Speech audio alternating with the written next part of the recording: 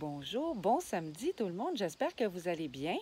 Alors moi, je profite du soleil aujourd'hui et je suis en forêt et ce matin, je me suis levée tôt pour aller ramasser après la rosée ce qu'on appelle ici l'immortel d'argent ou encore l'immortel sauvage.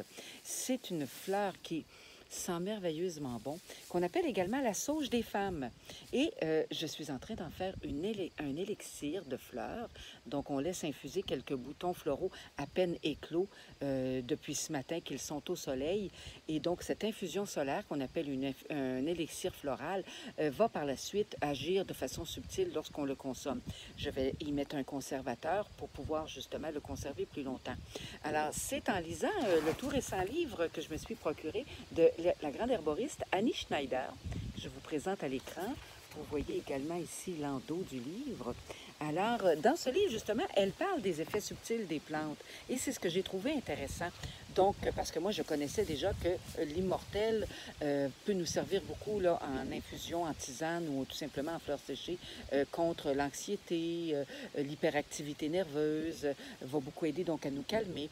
Mais en effet subtil, avec un élixir floral, elle nous permet de remonter les mémoires de les mémoires de notre enfance, les mémoires qu'on aurait réprimées et enfouies au plus creux de nous.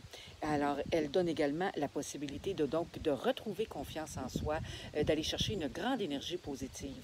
C'est une plante qui nous connecte à notre essence profonde en tant que femme et nous permet de guérir et chasse le négatif loin de nous. Donc, à ce moment-là, va nous permettre de nous protéger. Au niveau également de son symbolique, de sa symbolique, eh bien, on dit qu'elle symbolise l'attachement et la fidélité. Alors, c'est vraiment une plante tout à fait féminine que j'aime avoir tout près de moi. Alors, voilà pour ce qui est de l'immortel. Et également, puisque j'étais dans les élixirs, je suis allée chercher encore quelques nénuphars blancs qu'on appelle le lotus du Québec, qui est encore quelques-uns que j'avais ici sur le lac. Alors, je les ai bien nettoyés et puis ensuite, je les ai mis donc aussi à infuser au soleil pour faire un élixir floral de nénuphar.